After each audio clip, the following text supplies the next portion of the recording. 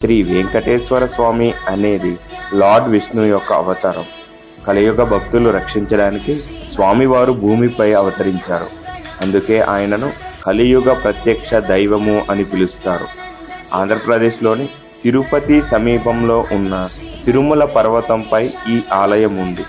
ఇది ప్రపంచంలోనే అత్యధికంగా సందర్శించే దేవాలయాల్లో ఒకటి. తిరుమల ఆలయంలోని హుండీ ప్రపంచంలోనే అత్యంత ధనవంతమైన హుండీగా ప్రసిద్ధి చెందింది. భక్తులు తమ కోరికలు నెరవేరిన తరువాత స్వామివారికి కానుకలు సమర్పిస్తారు.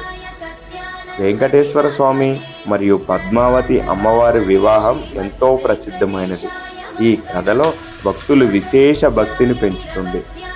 తిరుమల భక్తులు తమ తల జుట్టును సమర్పించుకోవడం ఒక ముఖ్యమైన సాంప్రదాయం. ఇది అహంకారాన్ని విడిచిపెట్టడం అనే అర్థాన్ని సూచిస్తుంది.